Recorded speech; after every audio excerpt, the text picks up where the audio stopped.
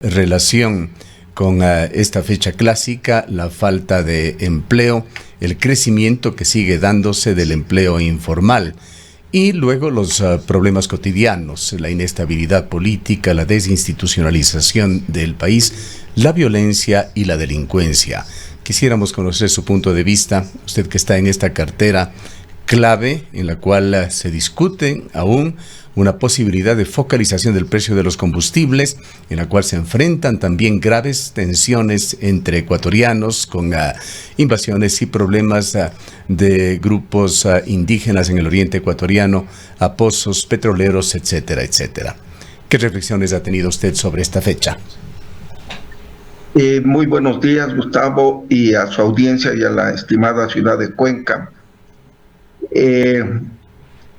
El 1 de mayo es una fecha agridulce para los ecuatorianos, diría yo. Por un lado, estamos contentos que se celebre al trabajo, que es la actividad más importante y creativa de la humanidad. Si el hombre no trabajara, seguiríamos en la edad de piedra, ¿verdad? El trabajo es lo que dignifica y lleva a la sociedad hacia adelante.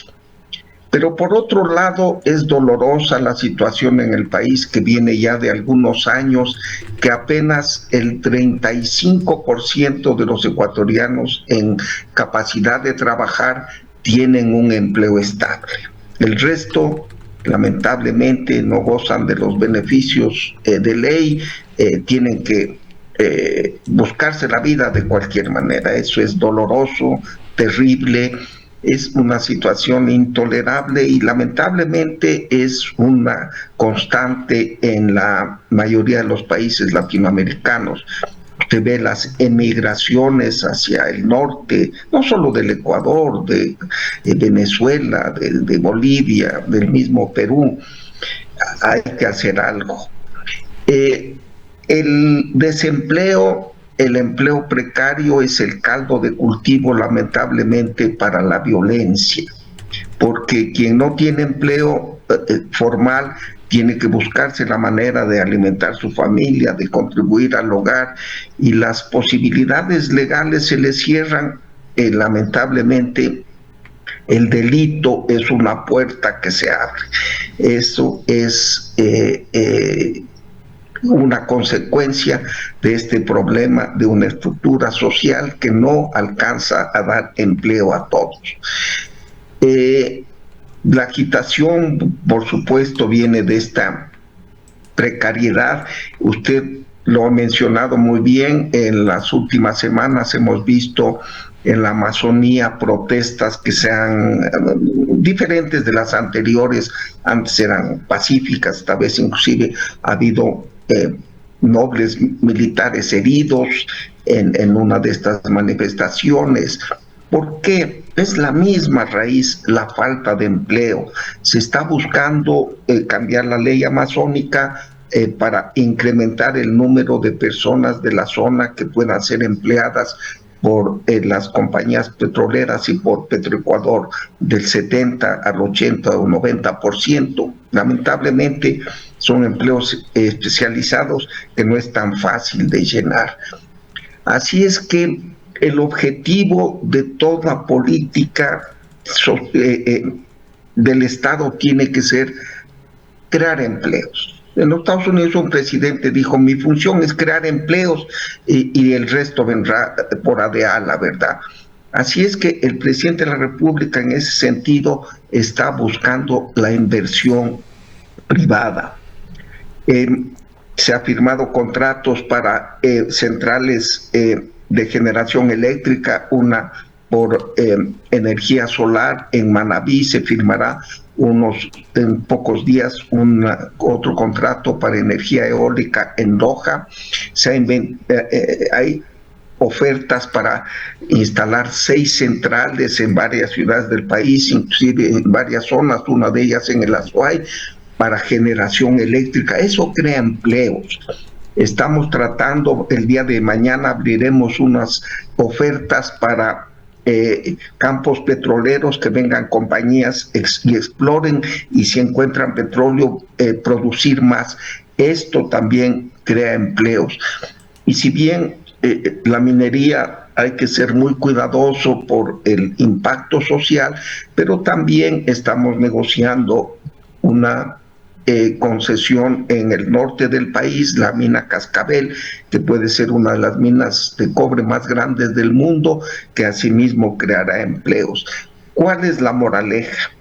Inversión. El Estado ya se agotó. El Estado necesita cada año para cubrir el déficit y pagar la deuda heredada de muchos gobiernos anteriores, 9,000 millones de dólares. ¿De dónde saca? A más de lo que hay que gastar en el presupuesto. Ya no, el Estado ya no es el gran empleador de antes. Tiene que venir la empresa privada y en eso está empeñado el presidente Lasso. Ha presentado leyes a la Asamblea para hacer más, no más fácil, sino más tolerable el que venga la inversión extranjera. No le aprueban. Sin embargo, está haciendo todo lo que puede, así es que creo que dando empleo con nuevas fuentes de trabajo, ese es la puerta para comenzar a solucionar los enormes problemas del país. Ministro, muy buenos días. Gracias por acompañarnos en esta mañana. Sería importante que usted pueda comentarnos sobre las metas en torno a la producción petrolera. Conocemos que el gobierno ecuatoriano redujo en un 5% las metas de producción que estaba previsto. En algunas declaraciones usted aseveró que esta meta que se había planteado simplemente no se iba a poder cumplir. ¿Puede comentarnos, por favor, los detalles? Sí, muy buenos días. En el año 2022 se produjo un total de 490,000 barriles por día de petróleo en el país y pusimos en el presupuesto 520,000 barriles por día, un incremento de 30,000 barriles por día. ¿De dónde iba a venir este petróleo? De un campo denominado Ispingo, que es parte del ITT, Ispingo Tambococha Tibutini. Se habían hecho los estudios geológicos y demostraban que había una gran riqueza debajo de la tierra en el campo Ispingo. Lamentablemente, como sucede muchas veces en la industria petrolera, que es de riesgo, cuando se comenzó la perforación y se llegó a la arena donde se demostraba que había petróleo, resultó que había agua en gran cantidad y unas trazas de petróleo, un petróleo pesadísimo, una brea que no fluía. Entonces, como sucede, repito, la industria petrolera es así, nos da sorpresas, uno cree que es un gran campo, se perfora el primer pozo y hay la desilusión. Fue una gran desilusión y esos 30,000 barriles por día no se van a lograr.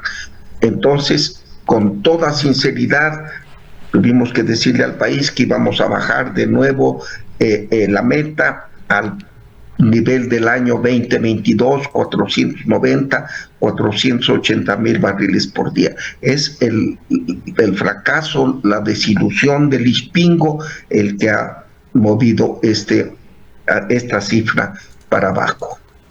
¿Qué reflexiones se han hecho en el gabinete del gobierno de Guillermo Lasso? Antes de que usted sea ministro, doctor Santos, discutimos sobre estos temas. Acá en la provincia de La Suaya hay muchísima preocupación por los temas mineros, pues se pone en entredicho ese delicadísimo balance medioambiental entre el agua y la explotación de la naturaleza. Agua y extractivismo, además, no son preocupación exclusiva de Cuenca o de La Suay, es una preocupación en el mundo. La escasez de agua es evidente en los grandes países, en los Estados Unidos. Estados como California, por ejemplo, tienen tremendas emergencias año a año. Europa, recientemente transmitíamos un programa especial de Radio Francia Internacional, está tomando medidas extremas para proteger sus fuentes de agua, que las ve cada vez más escasas y con peligro de extinción de muchísimas de ellas.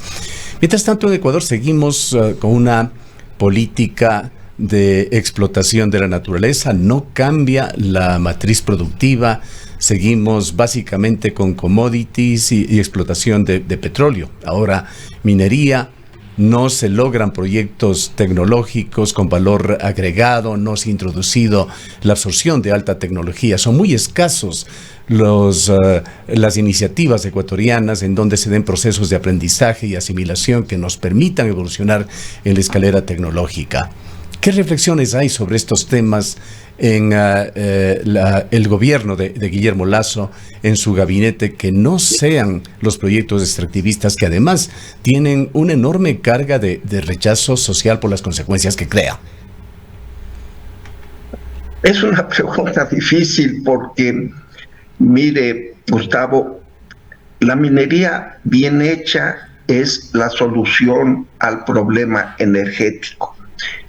Luego de usar más de 100 años el petróleo, tenemos el problema del efecto invernadero, que la Tierra se está calentando 2,5 grados centígrados, lo cual sería una catástrofe. El nivel del mar alcanzaría 3 o 4 metros encima de lo que está, y desaparecerían ciudades costeras, islas, partes de continentes. La solución es quemar menos combustibles fósiles, menos gasolina, menos diésel, e ir a las fuentes alternas de energía. Uno de ellos, el motor eléctrico. En lugar de quemar gasolina y diésel en un motor para que se mueva, usar la electricidad. Pero el elemento fundamental para el vehículo eléctrico funcione es un mineral, el cobre. Un vehículo eléctrico utiliza 8 veces más cobre que un vehículo normal, el que utilizamos actualmente. 8 veces más. Entonces, el cobre es el noble mineral de la transición energética hacia un mundo más limpio. Sin cobre no habrá un mundo menos contaminado. Y el Ecuador es riquísimo en cobre. Obviamente hay que explotar las minas de cobre con mucho cuidado, con poca utilización de agua y en áreas que no causen daño al medio ambiente.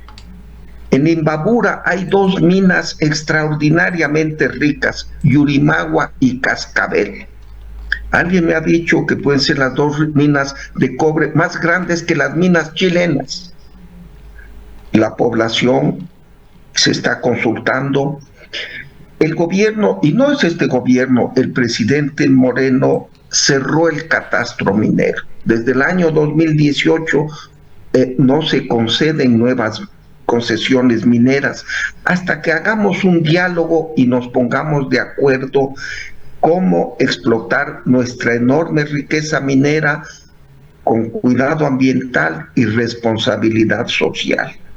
Yo no he visto, el presidente Lasso no ha abierto el catastro, no me ha dado instrucciones y me ha dicho más bien, traten de organizar un diálogo entre todos los sectores de la sociedad, que hagamos bien las cosas con compañías.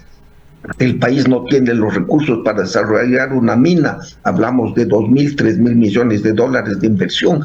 Traigan las mejores compañías, la tecnología más moderna, más sofisticada, para minimizar el impacto ambiental. Pero sería un terrible error, en mi modesto concepto, que el país que tiene quizás las reservas de cobre más grandes de América Latina, como es el Ecuador, las deje sin explotar. Ese es el destino de los países, ir a la tecnología, ir a computadoras o a inteligencia artificial. Es difícil para un país que tiene tantos problemas básicos, ¿verdad? Pero si tenemos, Dios nos ha puesto una gran riqueza minera, explotémosla bien, con el mayor cuidado.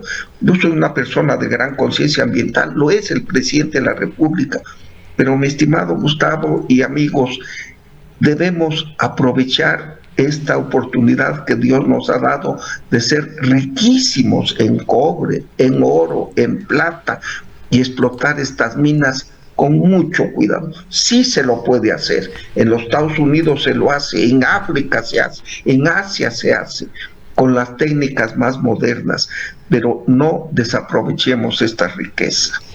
Ahora, ministro, justamente estas posiciones divergentes en torno a lo que debe hacerse frente a la explotación provocó un impasse suyo en la Comisión de Garantías y Derechos Humanos de la Asamblea Nacional.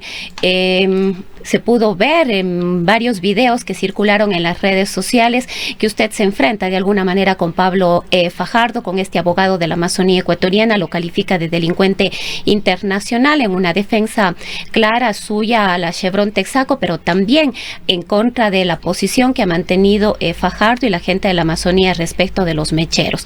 Frente a la situación que se suscitó en la Asamblea, usted se retiró de la comisión, hubo también una posición molesta por parte de uno de los asambleístas de Sucumbíos y luego, pocas horas después, la comisión emitió un comunicado exhortándole a usted unas disculpas públicas, tanto a la comisión como a la ciudadanía respecto de lo ocurrido.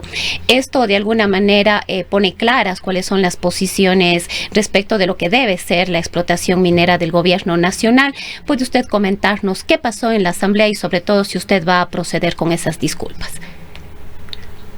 Bien, inicio por el final. Mandé una carta a la Asamblea diciendo que no era mi protesta contra los señores miembros de la comisión, a quienes respeto. Mi molestia fue contra un mercenario del medio ambiente. El señor Pablo Fajardo lo califiqué de delincuente internacional y lo vuelvo a calificar. Él, junto con un abogado americano, Donziger, le siguieron un juicio a la Chevron por daños ambientales, que no quiero hablar, eso que lo juzguen los jueces y la opinión pública. Pero el hecho cierto, comprobado, es que ellos hicieron la sentencia de $7.500 millones de condena a la Chevron y le pagaron a un juez Zambrano. Le ofrecieron $500,000 y les dijeron: nosotros te damos haciendo la sentencia, tú firma la sentencia. Y de este acto de corrupción, de condenarle a través de una coima a un juez $7.500 a la compañía Chevron, la compañía nos llevó a juicio en La Haya, un juicio internacional que perdimos. La justicia internacional declaró que este juez fue corrompido por Fajardo y por Donziger y que el Ecuador tiene que indemnizarle a la Chevron todos los costos por este juicio y daño moral. La Procuraduría está defendiendo este caso. Ojalá ganemos, porque si no estamos hablando de miles de millones de dólares de pérdida.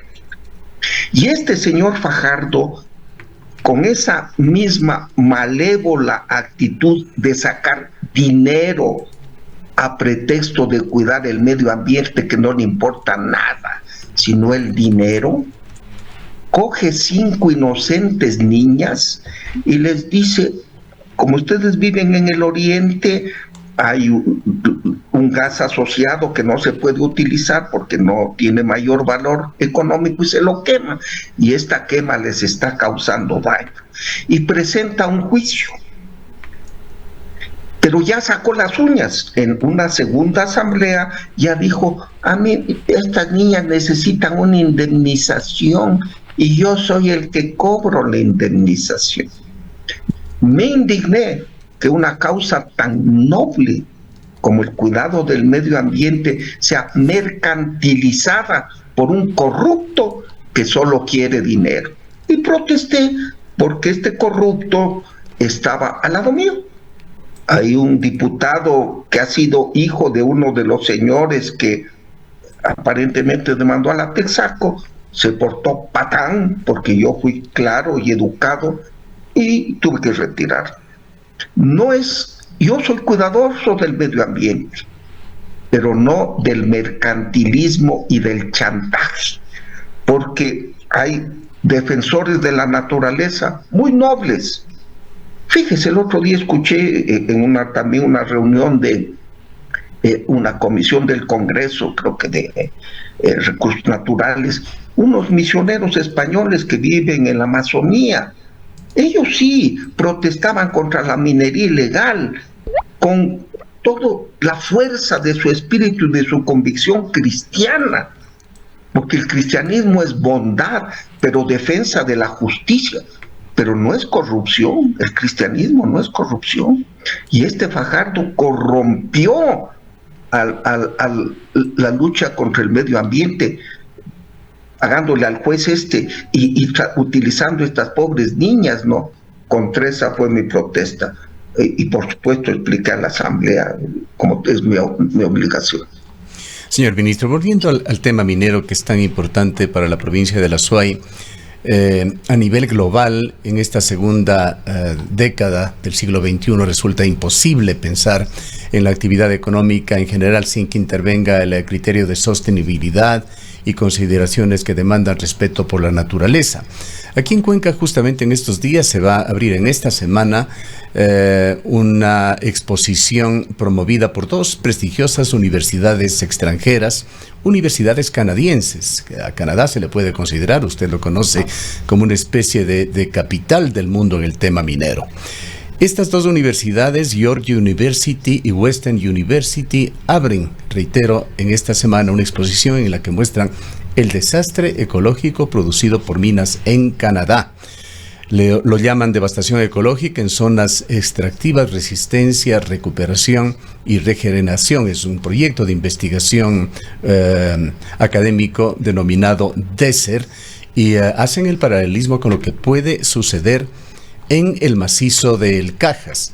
El gobierno nacional, no este gobierno, esto viene, cierto, es desde atrás, ha concesionado alrededor de 46,000 hectáreas en la provincia de La Suay para la explotación minera a gran escala. Se prevé que solamente en una de las áreas concesionadas, que es Quimsacocha, materia de preocupación, se extraerían millones de toneladas de roca mineralizada y a su vez, como subproducto, miles de toneladas de arsénico que se pondrán en relaveras que, con la inestabilidad demostrada cientos de veces más con los movimientos telúricos, más con los deslaves que se han dado, son una verdadera bomba de tiempo para los sistemas de agua, para los ríos de la ciudad de Cuenca.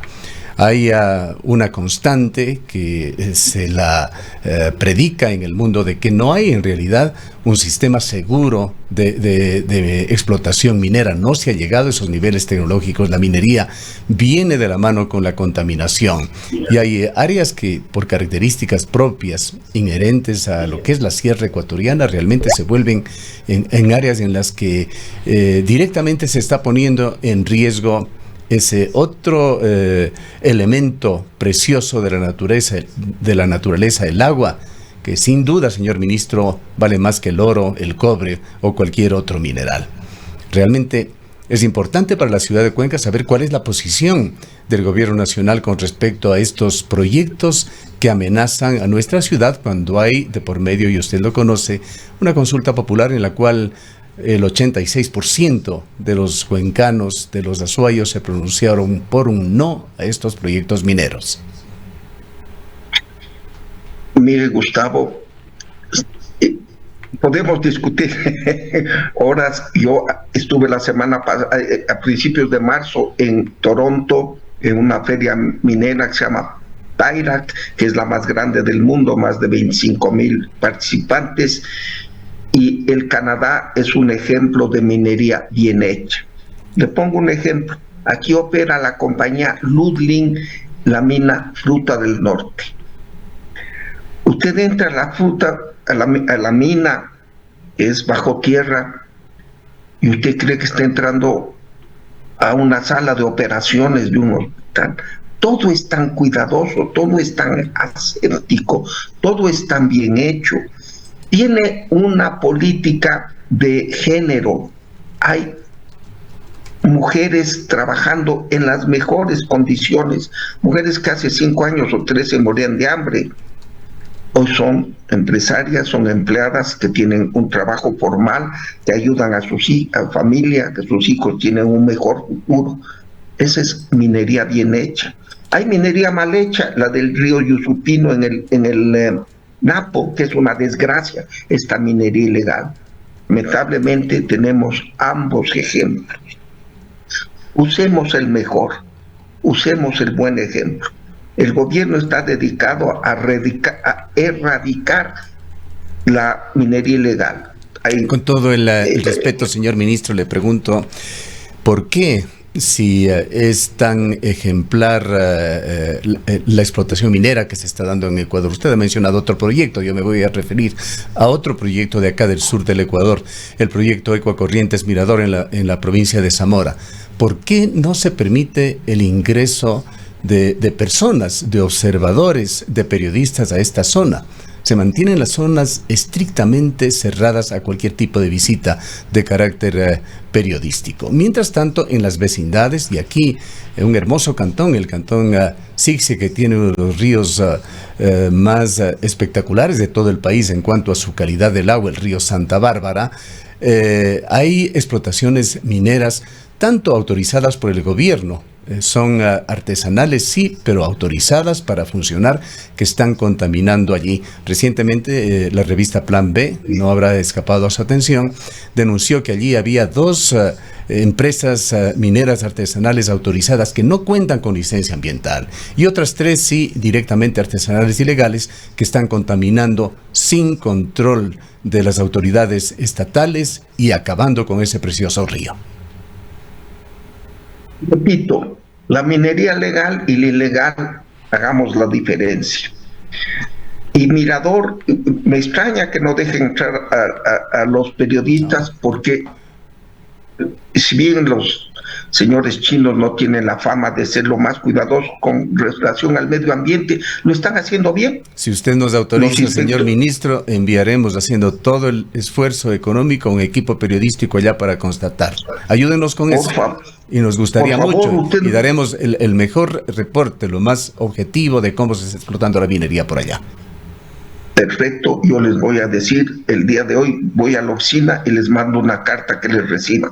Con todo gusto, esa es obligación de ellos, abrir al público para que vean que están cumpliendo con los cánones más estrictos de cuidado ambiental.